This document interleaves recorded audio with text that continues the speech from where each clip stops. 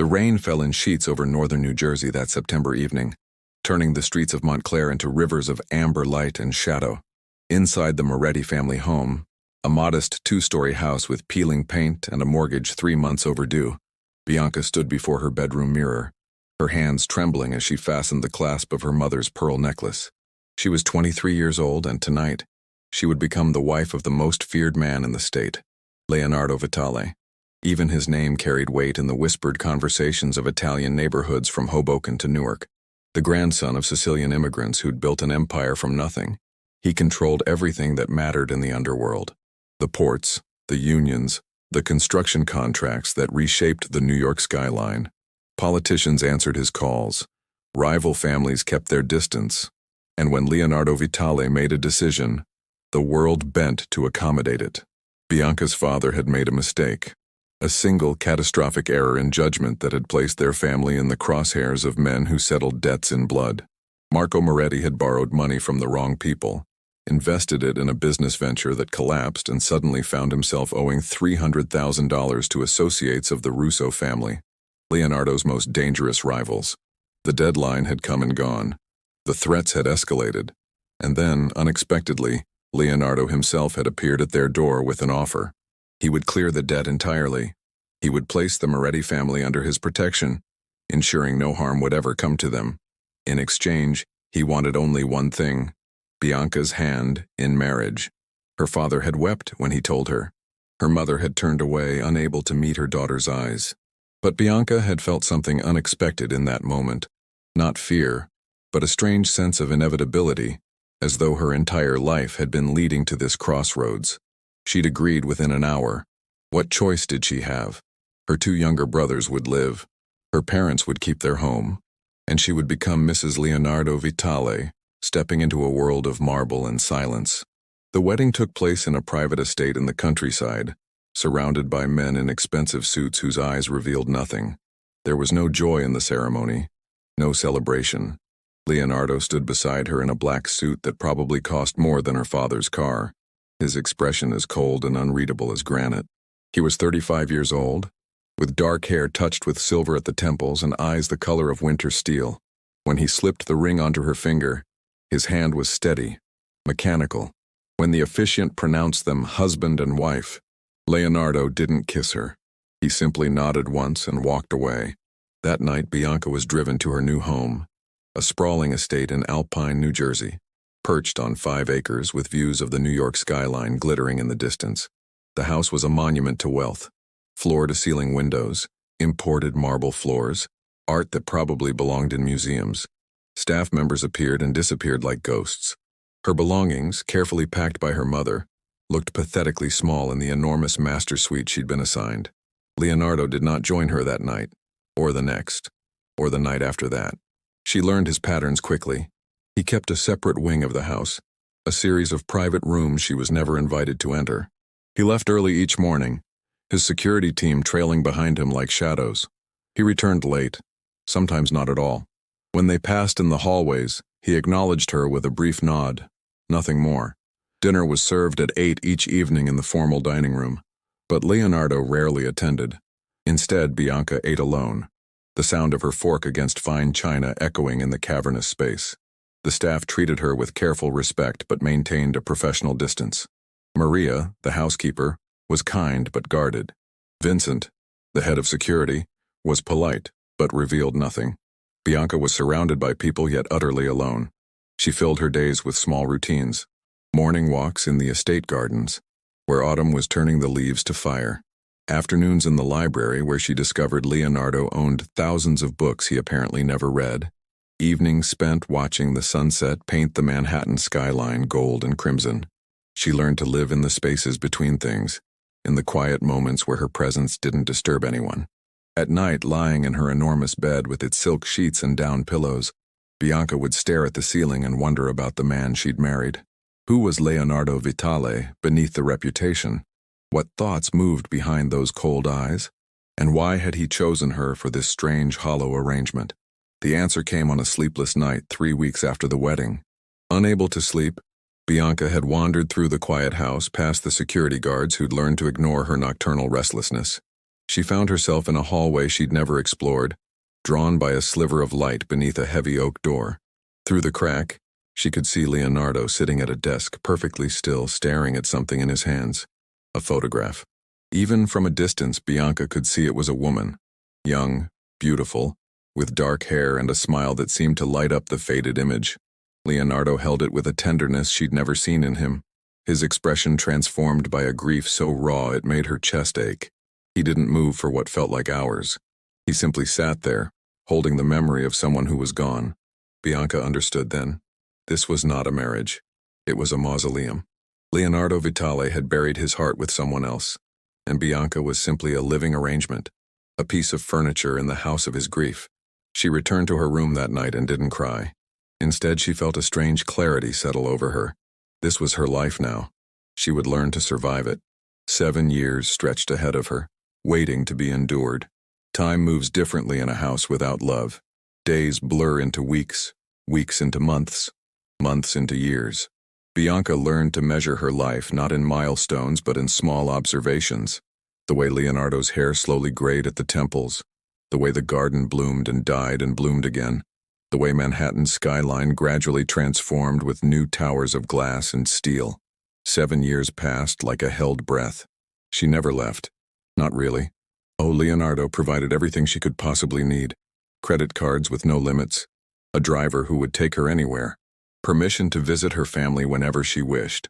But Bianca found herself unable to truly escape the estate's boundaries. Perhaps it was the invisible weight of her obligation, the knowledge that her family's safety depended on her compliance, or perhaps it was something else, a strange attachment to this beautiful prison, to the ghost of a marriage that haunted every corridor. The routine of their separate lives became as predictable as the seasons. Leonardo left for business before dawn, surrounded by his men. Bianca would take her breakfast on the terrace overlooking the gardens, watching the morning light transform the New York skyline from shadow to gold. She developed small hobbies to fill the emptiness, painting in the converted studio Leonardo had arranged without being asked, learning Italian from old language books she'd found in the library, tending to the rose garden that had become her private sanctuary. They saw each other rarely, and when they did, their interactions followed an unspoken protocol. Brief acknowledgments in passing, formal exchanges about household matters. Once every few months, Leonardo would request her presence at some business function, a charity gala, a dinner with political contacts, occasions where having a wife served a purpose. Bianca would dress in the elegant clothes that appeared in her closet, wear the jewelry from the safe she'd never opened herself, and play the role of Mrs. Leonardo Vitale with practiced grace. At these events, she saw how the world viewed her husband. Men feared him with a deference that bordered on reverence. Women watched him with a mixture of desire and terror. Leonardo moved through these gatherings like a shark through dark water, silent, efficient, missing nothing. And Bianca would stand beside him, her hand barely touching his arm, maintaining the illusion of a partnership that didn't exist. But there were moments, rare and unguarded, when she caught glimpses of something else. A flash of pain in his eyes when he thought no one was watching, the way his jaw tightened when someone mentioned family. The night she'd discovered him standing in the rain outside the house, soaked through, staring at nothing as water streamed down his face. He'd gone inside without acknowledging her presence, leaving wet footprints that Maria had silently cleaned away. Bianca learned the story in pieces through overheard conversations and careful questions to Maria, who'd been with the Vitale family for decades. The woman in the photograph was Isabella Russo, daughter of the very family that had threatened the Morettis. Leonardo and Isabella had been engaged, deeply in love, planning a wedding that would unite two powerful families and end years of conflict. Then Isabella had been killed. A car bomb intended for Leonardo had taken her life instead. She'd been 26 years old. The Russos had blamed Leonardo for inadequate protection. Leonardo had blamed himself for being the target. The fragile peace had shattered and the resulting war had left dozens dead before an uneasy truce had been brokered. But Leonardo never recovered. He'd retreated into himself, building walls that no one could penetrate. The marriage to Bianca had been strategic, nothing more. He needed a wife for appearances, for the expectations of his world. She'd needed her family saved. It was a transaction, clean, bloodless, empty. As the years accumulated, Bianca felt herself changing. The frightened 23-year-old girl had given way to a woman who'd learned to find strength in solitude. She was 30 now, no longer young, watching her prime years dissolve in the amber of this strange half-life. Her family visited occasionally, uncomfortable in the opulence, unable to reconcile the daughter they knew with the elegant stranger she'd become. Her younger brothers had graduated college on Leonardo's dime, never knowing the price their sister had paid for their opportunities. Sometimes, late at night, Bianca would stand at her bedroom window and stare at the lights of Manhattan, imagining the lives being lived in those countless windows. People loving each other, fighting, forgiving, building memories that mattered. And she would feel the weight of all the years she'd lost to this beautiful, suffocating arrangement. She never confronted Leonardo about it. What would be the point? He'd upheld his end of the bargain perfectly. Her family was safe. She lived in luxury. He'd never been cruel, never raised his voice, never made demands. He simply didn't exist for her in any meaningful way. You couldn't blame a ghost for being absent. But something was shifting, subtle as the change in air pressure before a storm. Bianca felt it in the way her chest tightened when she passed Leonardo in the hallway, in the way her pulse quickened when his car pulled up the driveway, in the way she'd started noticing small details she'd trained herself to ignore, the weariness in his posture after long days, the gray at his temples that made him look distinguished rather than old, the rare moments when his expression softened into something almost human. She was falling in love with her own husband, and it was the most futile, heartbreaking thing she'd ever experienced. The realization came to her on an ordinary Tuesday evening in late autumn. She'd been reading in the library when Leonardo had unexpectedly entered, looking for a file. They'd been alone together for perhaps 5 minutes, the longest continuous interaction they'd had in months. He'd asked if she was comfortable in the house, if she needed anything. His tone was formal, professional, but Bianca had noticed his eyes linger on her face for a moment longer than necessary, and her heart had done something complicated in her chest. After he left, she'd sat in the darkening library, the book forgotten in her lap, and finally admitted the truth to herself. 7 years of living beside someone, even in silence, created its own intimacy. She knew the sound of his footsteps on marble, the scent of his cologne that lingered in rooms he'd passed through, the way he took his coffee black, no sugar, the titles of the books he'd actually read, their spines more worn than the others, the fact that he sometimes stood in the garden at dawn, perfectly still, as though waiting for something that would never come. She loved him, impossibly, hopelessly. She loved the man who'd saved her family and built her a prison of silk and marble, the man who'd never once touched her, the man who was still in love with a ghost. And that realization changed everything, because Bianca understood, with sudden and painful clarity, that she couldn't continue like this, not for another 7 years, not for another 7 months. She would grow old in this house, watching her life pass by through expensive windows, and one day she would wake up and realize she'd never truly lived at all. It was time to leave. Time to reclaim whatever years she had left. Time to find out who Bianca Vitale could have been if she'd never made that bargain. The decision brought an unexpected peace. She began making quiet preparations, small plans that would allow her to slip away without drama or confrontation. She had money saved, gifts from her parents, and the modest allowance Leonardo had always insisted she keep. She contacted a former college roommate in Boston, testing the possibility of refuge. She started boxing up her most personal belongings, a few items at a time, things that wouldn't be missed. She would wait for the right moment, and then she would simply go.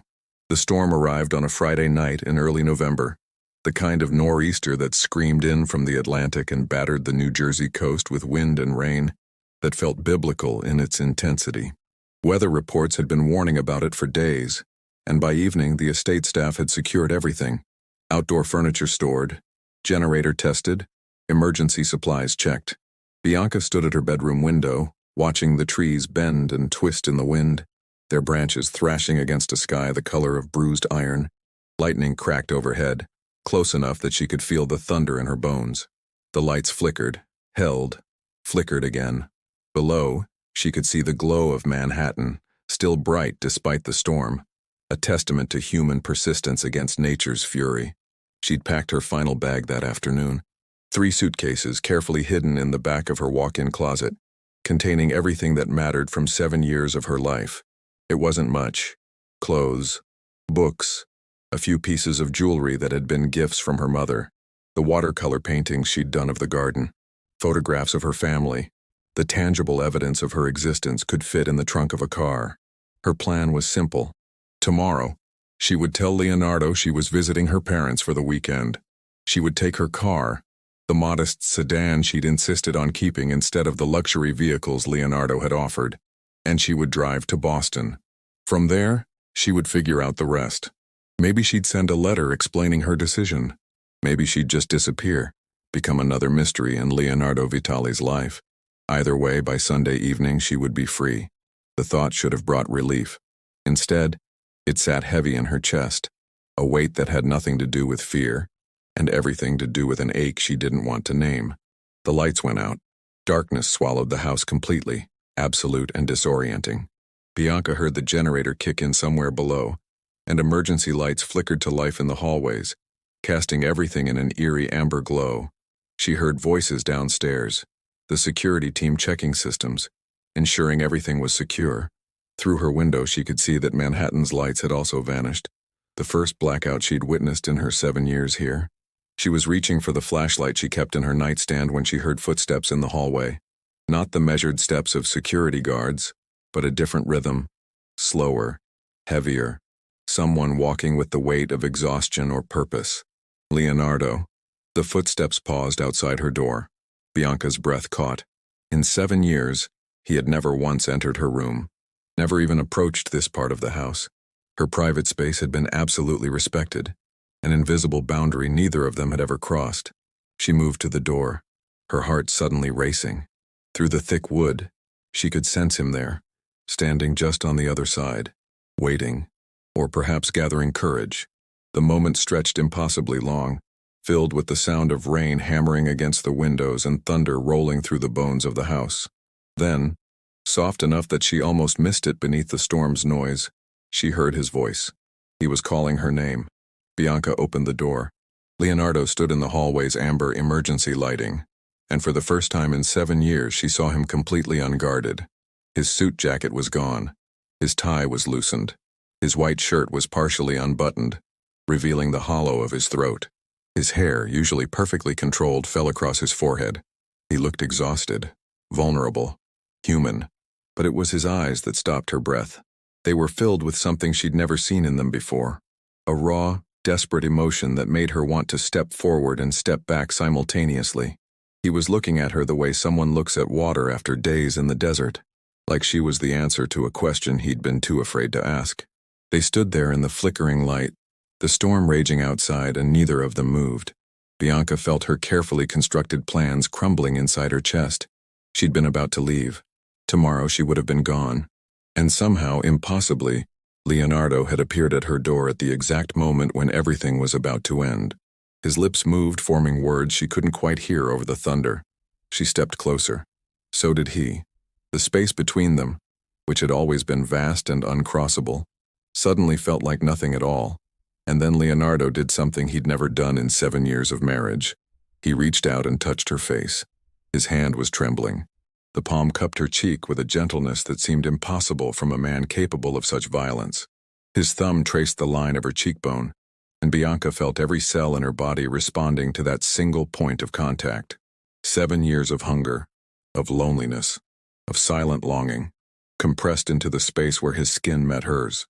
Leonardo's eyes searched her face as though seeing her for the first time, as though the past 7 years had been preparation for this exact moment, and he was finally ready to acknowledge what had been growing in the silence between them.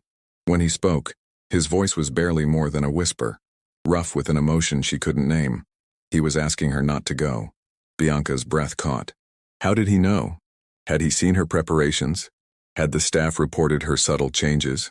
Or had he simply sensed what she'd been too careful to say, that she couldn't continue living in this beautiful, frozen limbo?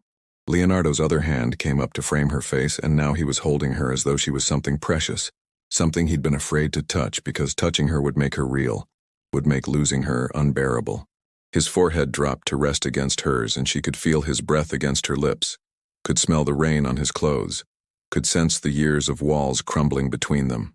He told her he'd been dead inside, that for 7 years, he'd been existing in a tomb of his own making, unable to let go of the past, unable to allow himself to feel anything but the old, familiar pain. That he'd built this arrangement as protection. For her, yes, but mostly for himself. That he'd thought he was incapable of loving anyone again.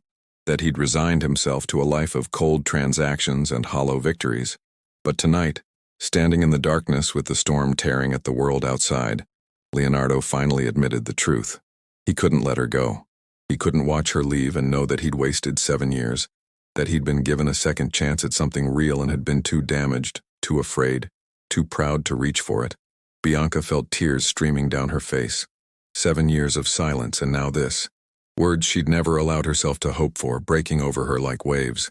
Leonardo's hands tightened on her face, and she saw tears in his eyes too. This man who'd learned to feel nothing now feeling everything at once. He was begging her, not demanding, not commanding, begging, asking for forgiveness, asking for a chance, asking if it was too late to start again, to try to build something real from the ruins of their arrangement. And Bianca realized she was at a crossroads. She could step back. She could tell him it was too late, that 7 years had been too long, that she couldn't trust this sudden transformation. She could walk away tomorrow as planned and build a new life from scratch, free from this beautiful prison. Or she could step forward. She could take the risk. She could believe that sometimes people wake up, that grief doesn't last forever, that love can grow in the most unlikely soil, given enough time and patience and stubborn persistence. The choice was hers, and in that moment, with lightning turning the windows white and thunder shaking the foundation, Bianca made it. She kissed him. The kiss broke something open in both of them. 7 years of walls crumbled in an instant, and suddenly Leonardo was pulling her close, holding her against him with a fierce intensity that spoke of hunger and fear and desperate need. His lips moved against hers with an urgency that had nothing to do with experience and everything to do with a man, finally allowing himself to feel after years of enforced numbness. Bianca's hands fisted in his shirt, holding on as though the storm outside had finally invaded the house and she needed an anchor. She could taste salt, her tears or his, she couldn't tell, and feel the way his body trembled against hers. This man who the world feared reduced to something achingly vulnerable. When they finally broke apart, both breathless, Leonardo pressed his forehead to hers again, his hands cradling her face like she was made of glass. His eyes, when they opened, held an expression she'd never seen before, a mixture of wonder and terror and something that looked dangerously close to hope. That night, as the storm raged and the power remained out and the world seemed to narrow to just the two of them in the amber glow of emergency lights, Leonardo and Bianca finally talked. Really talked. For the first time in 7 years, the silence between them filled with words. He told her about Isabella, about the guilt that had consumed him, the way he'd replayed that day 1,000 times, searching for the moment when he could have changed everything, about the way grief had turned him into something cold and mechanical, a man going through the motions of life without actually living, about how he'd convinced himself that marrying Bianca was a kindness to both of them, saving her family, while ensuring he'd never have to risk his heart again. But over the years, something had changed. He'd started noticing things, the way she painted in the morning light, the care she took with the rose garden coaxing beauty from the soil, the grace with which she handled the social obligations of being his wife, asking nothing in return, the strength in her eyes when she thought no one was watching, the way she'd built a full life within the confines of their arrangement, refusing to become bitter or broken. He'd fought against it, denied it, buried himself deeper in work and old grief, terrified of what it might mean to feel something again. But the truth had been growing like spring flowers through snow, inevitable, undeniable, impossible to ignore. He loved her, had perhaps loved her for years without realizing it, without allowing himself to name the feeling. And tonight, when he'd seen her suitcases in the closet, yes, he'd seen them, the security cameras Maria had insisted were necessary, he'd understood with sudden, crushing clarity what he was about to lose. Bianca listened, her own tears flowing freely now, and told him her side, about the loneliness that had defined their marriage, about learning to survive in the beautiful emptiness of the estate, about the slow, painful process of falling in love with a man who'd seemed determined never to see her, about finally deciding to leave because staying would have meant accepting a half-life, and she'd realized she wanted more, deserved more, than the ghost of a relationship. She told him she'd been planning to leave tomorrow, that her bags were packed, that she'd been hours away from walking out of his life forever. Leonardo's arms tightened around her at that, his face buried in her hair, and she felt him shudder. They'd come so close to disaster. One more day, and this moment would never have happened. They would have spent the rest of their lives as two separate people, connected only by legal documents and fading memories. The storm outside continued its assault on the night, but inside, in Bianca's room, something entirely different was happening. They were rebuilding, starting over, learning each other the way they should have 7 years ago, not as business partners in a cold arrangement, but as two people who'd somehow found their way to each other through the darkness. Leonardo asked permission for everything. Could he hold her? Could he stay? Could they try to build something real from the ashes of their arrangement? Bianca found herself saying yes to each question, watching this powerful man handle her with a tenderness that made her heart ache. They fell asleep together that night, fully clothed, tangled in each other's arms on top of the bed covers. The storm eventually passed. Power was restored in the early morning hours, and when dawn broke over Manhattan, painting the skyline in shades of rose and gold, Bianca woke to find Leonardo still there, watching her with an expression of such open vulnerability that it took her breath away. The days that followed were a revelation. Leonardo began coming home earlier. He joined her for dinner. He walked with her in the gardens, learning the names of the roses she'd cultivated. He showed her parts of his life he'd kept hidden, the legitimate businesses he was building, the community programs he quietly funded, the complicated man beneath the reputation. He introduced her properly to his associates, not as a trophy wife but as his partner in truth. And slowly, carefully, they learned to be married, really married. Not the cold arrangement that had defined their first 7 years, but something warm and real and terrifying in its honesty. Leonardo attended therapy, something he'd refused for years, and began the hard work of processing his grief instead of drowning in it. Bianca started painting again, not just as a hobby but with real purpose, and Leonardo converted a sun-filled room into a proper studio for her. They talked about Isabella. Leonardo showed Bianca photographs, told her stories, and Bianca listened without jealousy, because she understood that loving him meant accepting all of him, including the grief that had shaped him. She told him about her own lost years, the dreams she'd buried, and he listened with a kind of fierce attention that made her feel seen for the first time in her life. They made love for the first time 6 weeks after the storm, and it was nothing like Bianca had imagined during her lonely years. Leonardo approached her with a reverence that bordered on worship, as though he still couldn't quite believe she'd stayed, that she'd chosen him despite everything. And Bianca discovered that intimacy with someone you truly love transforms the physical into something transcendent.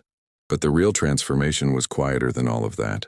It was in the way Leonardo started touching her casually, a hand on the small of her back, fingers brushing hers across the breakfast table, a kiss to her temple before leaving for work. It was in the way Bianca stopped feeling like a guest in her own home and began claiming space, rearranging furniture, filling the house with cut flowers from the garden. It was in the laughter that began echoing through rooms that had been silent for too long. They celebrated their 7-year anniversary differently than any before it. No formal event, no appearance before business associates, just the two of them. Dinner on the terrace overlooking the city, and Leonardo giving her a gift that made her cry. Adoption papers for the Rose Garden, officially naming it the Bianca Vitale Memorial Garden, ensuring it would be maintained forever. She laughed through her tears at the word memorial, and he smiled, a real smile, the kind that reached his eyes and transformed his face, and told her it was a memorial to the woman who'd survived 7 years in a tomb and emerged strong enough to resurrect the dead. Their family came for Thanksgiving that year, and for the first time Bianca's parents saw what had been building in the silence, a marriage that was real, complicated, and genuinely loving. Her brothers, now grown men with careers of their own, finally understood that their sister hadn't been sacrificed. She'd been planted, and after 7 years of patient waiting, she was finally blooming.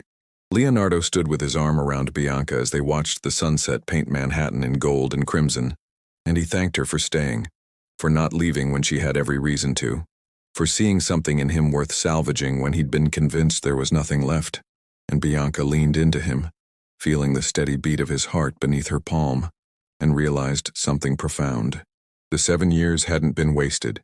They'd been necessary. Leonardo had needed that time to heal, to let go, to become capable of loving again. And Bianca had needed that time to become strong enough to demand more, to know her worth, to recognize real love when it finally arrived. Sometimes the most beautiful things grow in the most unlikely soil.